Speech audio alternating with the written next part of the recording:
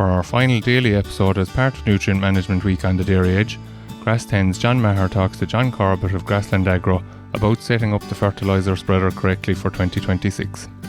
And I suppose if we just set the scene, John, for a minute, like for someone like me looking from the outside in, John, even though I'm deeply involved in the whole grass piece, I see challenges there in terms of, we're asking a lot of fertiliser now, and a lot of the fertiliser spreader in particular.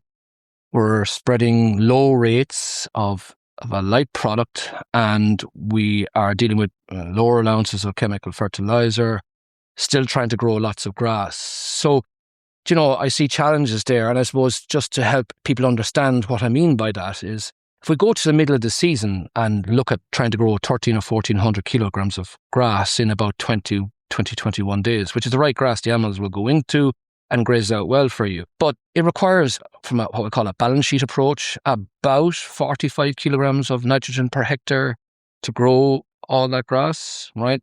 Now, if we just do standard figures and say we apply 20 units or 25 kilograms of fertiliser N per hectare, that means 20 has to come from the soil.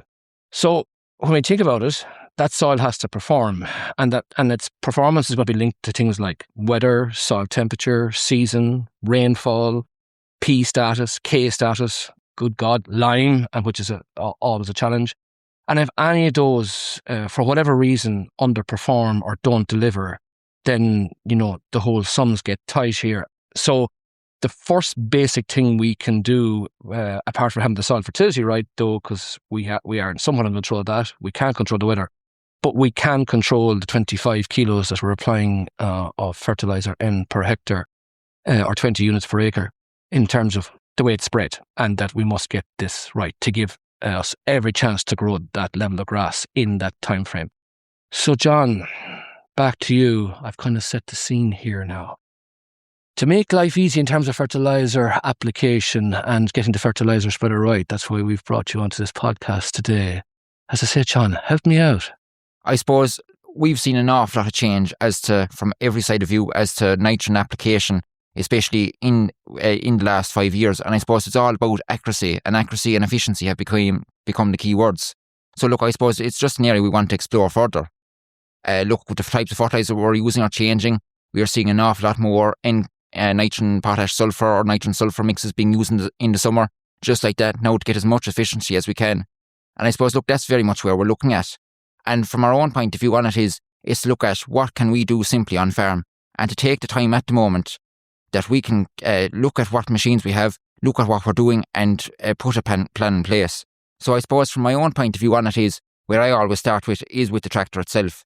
We're looking at basically having the tractor settings right, understanding what's happening, having an accurate forward speed, knowing what width we're spreading at, having some type of a system based on your situation that you can spread accurately at whatever width you want to work at. So look, from that point of view, from a tractor point of view, it's always looking at check arms. It is looking at sway arms just to make sure the top link is correct. So like that now on it's all down to getting the machine level based on the ground. So like that now on it is, look, as a simple figure with, look, say Amazon machines, you're looking at that the discs are 80 centimetres from the ground and they're level.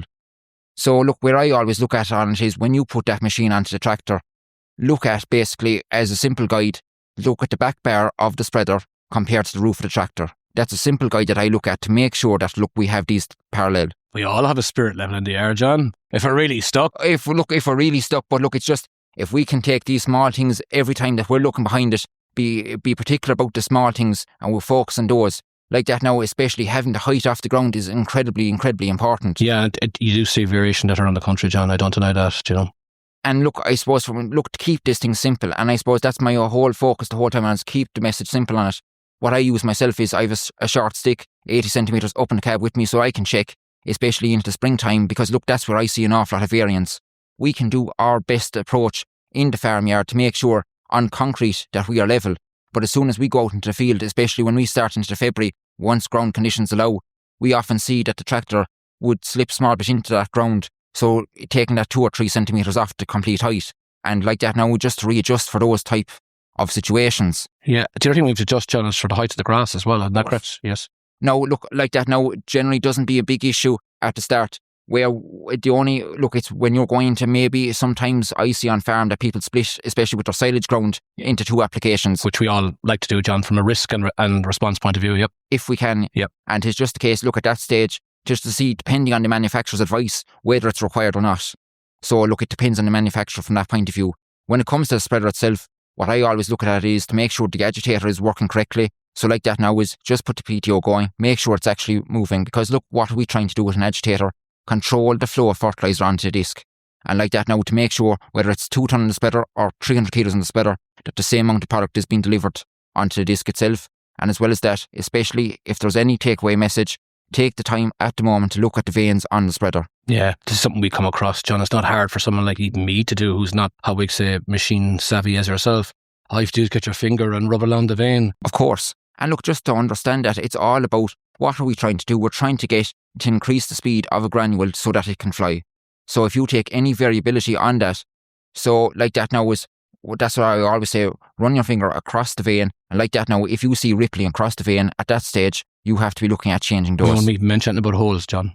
No, they don't exist. No, but I suppose to follow through, John, the average farmer, they're spending thousands on spreading fertiliser. Yes. Big money.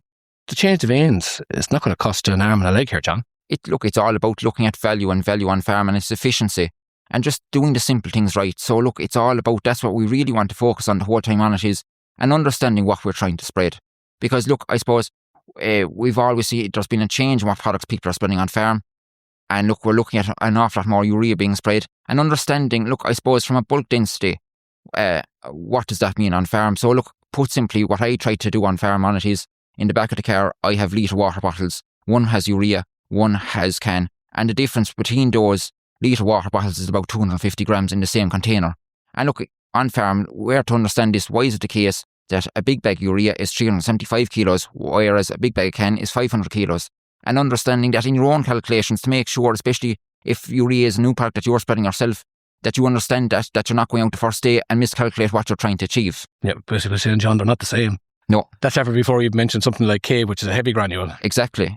So look, it's all about understanding those and understanding too, look, I suppose we have seen an awful lot more interest in urea-based, say, cut sward and pasture sward type products.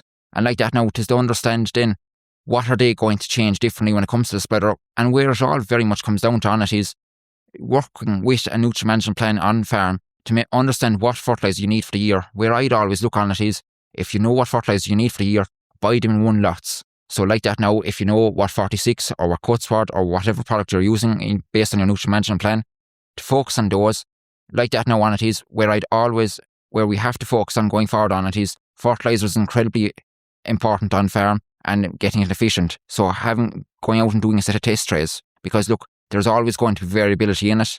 And for you to get the most efficiency out of what you have on your own farm, test trays or some system like that is incredibly important going forward. No, and they're there in the industry, John. I think it's a challenge that even, a discussion group should take somewhere along the way and just look at this for themselves and see what's going on. Definitely. John, you mentioned the 46 and the 38, right? People are a little bit confused about this at times. Now, I know why, there's a thinking here on this. And would you just explain, like, in terms of spreading the 46 and the 38, by default, John, if we're going down in the percentage, we're actually spreading a higher quantity, and that might just help things here? So just look, I suppose if we were just to take it back into, especially we talked about at the start, about the summertime applications. So at times we're trying to, at this stage, use the soil nitrogen and accompany that. Especially where clover is, John. Yeah. Definitely. And accompany that with, say, our bagged fertiliser. So I suppose where we're trying to look on it is, if we're trying to look, say your 20 kilos of nitrogen in an application, we're looking at basically trying to get that into different products can be at times more difficult because the actual volume of product going out has reduced greatly. And that's where especially, and incredibly, to getting sulphur out has been a massive focus from everyone's point of view and incredibly important.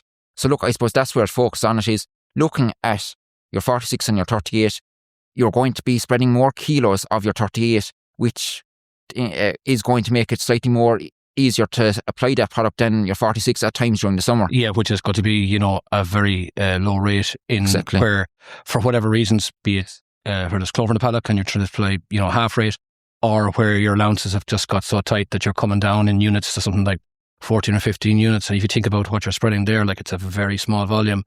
Any chinks in the armour here, and we're in a spot of bother. We are. And look, I suppose that's where we've seen an awful lot of benefit from, especially your nitrogen sulphur or your nitrogen potash sulphur type products into the summer, especially when we're coming into drier weather, just giving that small bit of resilience to the plant. Yeah, John, look, we've covered this more than once, but I'm a big person repetition here, right? The sulphur, John, right? We don't start early enough, do we? No, look, I suppose it all comes down to, look, there's been an awful lot of work done on it, even when it comes down to early sulphur applications and the value you get out of your slurry that you might be applying in the next couple of weeks. So look, focusing on that, and especially look, where I'd always look at it is, look at silage ground, because the difference, from a sulphur point of view and an efficiency point of view, understanding the benefit that can have on farm is critical. It is absolutely critical now. Yeah, but most people need to start in late March, John, really applying the sulphur, don't they? They do. Look, they need to start early. They need to focus on their silage ground. They need to focus on all ground. And just look, it's efficiency. That's the key word now going forward, and understanding the offtakes and the requirements. Yeah, we're going to put up a slide, John, on social media in the next day or two. I suppose, John, just looking at that efficiency of nitrogen from having low pK and the wrong lime status to getting all those right and what difference it makes. John, just to, I suppose, finish off 2 comments. I think we better just remind people like that slurry is naturally low in sulphur, so we do need sulphur from other sources, and the main one is fertiliser, just whether it's grazing or cutting. But John, just something that you said to me, the QR code, John, I think it's just a nice twist in this. Yes, so look, I suppose we would have looked at within Grassland Agro ourselves as to what can we do on farm just to spread the information and make it more available on farm. So look, if you take on the vast majority of our fertiliser bags going forward now, there's going to be a QR code on the top right hand corner. That's going to bring us to a page on our website where we go through, look, a video and a checklist when it comes to fertiliser spreader setup. And look, it's just something, while people might have a small bit of time at the moment, whether even to look at the website itself or find a bag in the yard and scan the QR code, just to look, see what they can do on farm and look, see where they want to make improvements going forward. John, thanks for joining us on this podcast. You're the last one of this series, but I think it was no harm that we spent some time, especially talking about the machine. Most of the focus has been on the nutrients this week, but we actually need the machinery to do the job as well as the nutrients and the farmer. So we'll leave it at that, John, and thank you. Thank you. That's it from the Dairy Edge for Nutrient Management Week, and my thanks to the guests and John Maher for their insights throughout the week. Don't forget to join us again on Monday for your weekly Dairy Edge. Thanks for listening.